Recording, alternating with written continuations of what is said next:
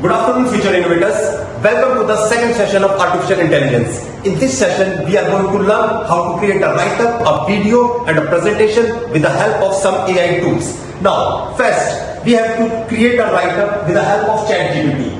First, we have to choose a topic for your write-up. After that, ask ChatGPT to generate an engaging, concise and grammatically correct write-up on that topic. In last, refine the content to ensure it aligns with your goals, clarity, tone and focus. After that, we have to convert that topic into a video with the help of an AI tool named Veed. So, there are few steps in this. The first step is you have to upload your write-up or summary into the Veed AI tool. After that, use Veed AI tool to convert the written content in a video. In last, you can add voiceovers, subtitles, animation and background music to make the video more engaging. Now, in last, we have to convert that topic into a presentation with the help of a simple AI tool named Pi. There are few steps in this also. The first step is you have to take the key points from your write-up and upload them to the Pi. The second one is Pi's AI will automatically transform the content into a visually appealing presentation with relevant templates and design. And in last, customize the slides with additional visuals or transitions if needed. So, basically इन सारे AI tools का फायदा हमें कहाँ होता है? Teaching purpose के लिए स्टूडेंट्स को हम एजुकेशन में ये एआई टूल्स हमें बहुत हेल्प करते हैं। फॉर एग्जांपल, आपको कोई भी राइटअप को लिखने के लिए आपको अलग अलग गूगल साइट्स पे जाने की जरूरत नहीं है। You have to just write a topic on ChatGPT और वो आपको एक पूरा राइटअप उसमें कन्वर्ट करके दे देता है और आफ्टर दैट आप उसको थोरली उसको चेक करके उसमें कुछ चेंजेस भी कर सकते हो। उसके बाद अगर आपको सेम कंटेंट के ऊपर अगर कोई आपको वीडियो की जरूरत पड़ती है तो आपको अलग अलग वेबसाइट्स पे जाकर अलग अलग प्लेटफॉर्म्स पे जाकर वीडियो लेने की जरूरत नहीं है। आप सेम कंटेंट के ऊपर वीड की हेल्प से उस राइटअप को एक वीडियो में कन्वर्ट कर सकते हैं और वीड आपको एक्चुअल मूवमेंट में आपको वो चीजें कन्वर्ट करके देगा जो मुश्किल से 1 से 2 मिनट लगते हैं उस वीडियो को कन्वर्ट करने में। यहाँ पे भी स्टूडेंट्स का, टीचर्स का, किसी भी राइटअप के ऊपर वीडियो बनाने में बहुत टाइम बचता है। और लास्ट, हमें प्रेजेंटेशन बनाने में बहुत सारे टूल्स का हम यूज करते थे जो बहुत टाइम लेता था और वो इतना अच्छा परफॉर्म भी नहीं कर पाता था। तो एआई ने इस चीज में बहुत हेल्प की। हम किसी भी राइटअप को एक प्रेजेंटेशन में इजीली कन्वर्ट कर सकते हैं। बहुत सारे आपको यहाँ पे फ्री एआई टूल्स अवेलेबल हैं जो किसी भी राइटअप को प्रेजेंटेशन में कन्वर्ट करते हैं। यहाँ पर हम पाई प्रेजेंटेशन को यूज कर रहे हैं। पाई प्रेजेंटेशन में सिंपली जाके आपका कोई भी जो राइटअप है एमएस वर्ड में है, कोई किसी भी फाइल में, किसी भी डॉक्यूमेंट में आपको सिंपली आपको अपलोड करना है और पाई आपको उसकी एक पूरी प्रेजेंटेशन तुरंत तैयार करके दे देता है with in a seconds.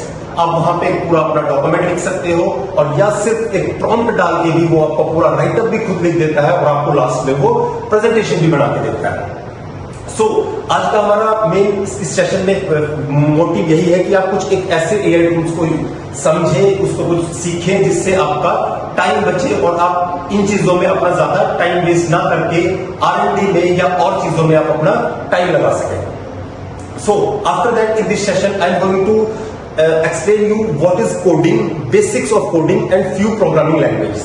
So let's start exploring the basics of coding and different programming languages. आप लोगों ने कोडिंग का नाम सुना होगा, कोडिंग क्या होती है। मैं यहाँ आपको बेसिक से शुरू करने जा रहा हूँ क्योंकि एआई में आपको आगे कोडिंग की बहुत जरूरत पड़ने वाली है। बिना कोड के हम ये नेक्स्ट टू इम्पॉसिबल है कि आप ये चीजें एआई में कुछ भी टूल्स को यूज कर पाए। So the first one is what is coding? Coding, also known as a programming, it is a process of writing instructions that a computer can understand and execute. एक instructions का set होता है जो हम simply computer को देते हैं जिससे वो क्या करता है, उन चीजों को समझता है और आगे की हेल्प करता है। लेने को एग्जाम्पल देता हूँ, जैसे आप अलग अलग स्टूडेंट्स हैं, कोई यहाँ पे हिंदी समझता है, कोई इंग्लिश समझता है, कोई पंजाबी समझता है। जो बच्चा हिंदी समझता है मैं उसको हिंदी में बोलता हूँ कि बेटा आप अपने सीट पे से खड़े हो जाइए, तो वो उस चीज को समझेगा। ये मेरी एक लैंग्वेज थी जिसको मैंने उसको कन्वे किया और उसने उस चीज को एग्जीक्यूट किया। ऐसे ही जिसको इंग्लिश समझ में आती है मैं उसको बोलूंगा प्लीज स्टैंड अप, तो वो स्टूडेंट उस चीज को समझेगा और उसको एग्जीक्यूट करेगा। सेम कंप्यूटर भी एक प्रोग्रामिंग लैंग्वेज, कंप्यूटर की भी कुछ प्रोग्रामिंग लैंग्वेजेस होती है जिसको वो समझता है और उसके बाद वो उस चीज को एग्जीक्यूट करता है। These इंस्ट्रक्शंस जो हम इंस्ट्रक्शंस देते हैं कंप्यूटर को, ये इंस्ट्रक्शंस प्रोग्रामिंग लैंग्वेजेस में लिखी जाती है और हमारे पास बहुत सारी प्रोग्रामिंग लैंग्वेजेस होती है जिसको मैं आगे आपको इसमें एक्सप्लेन करने वाला हूँ। So first of all, why should students learn coding, हमें कोडिंग सीखनी क्यों चाहिए, इसके बहुत सारे बेनिफिट्स होते हैं। यहाँ पे मैं आपको 4 से 5 बेनिफिट्स यहाँ पे एक्सप्लेन करने जा रहा हूँ। पहला आपका है enhancement.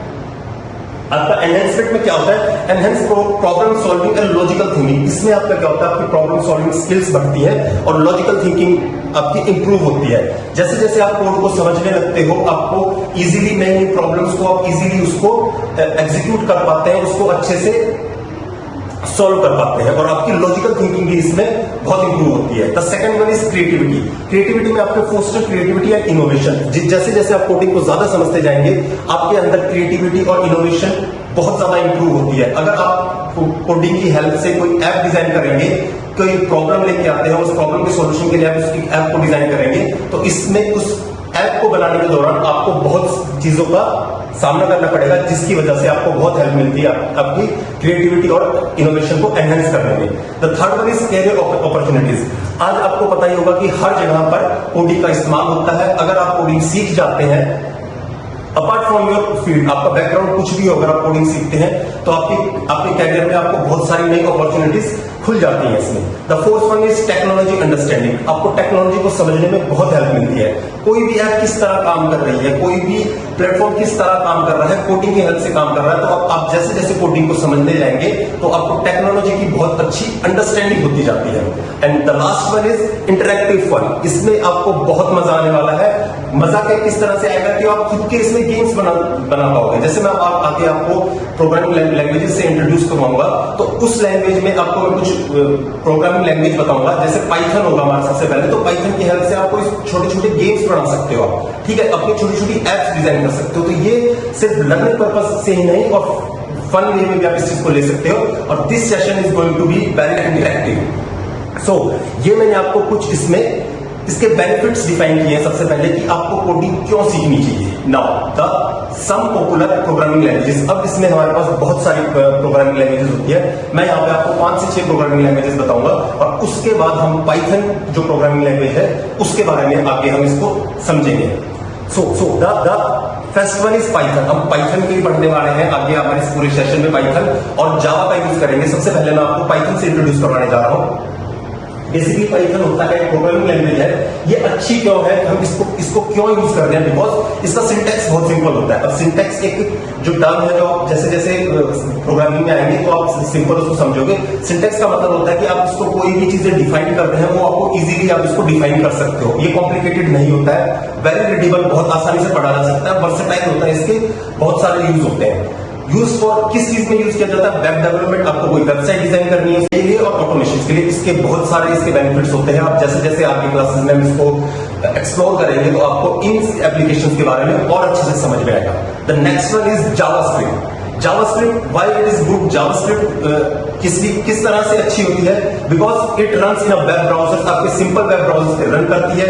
Essential for web development. जैसे पाइथन को वेब डेवलपमेंट के लिए यूज करते हैं, इसी तरह जावास्क्रिप्ट भी वेब डेवलपमेंट के लिए जरूरी होता है। और use for same websites, apps और गेम डेवलपमेंट के लिए बेसिकली जावास्क्रिप्ट को यूज किया जाता है। आपको कोई ऐप डिजाइन करनी है, आपको कोई वेबसाइट डिजाइन करनी है, तो उसके लिए भी आप जावा का यूज कर सकते हो, जैसे कि आप पाइथन का यूज कर रहे थे। The next one is C.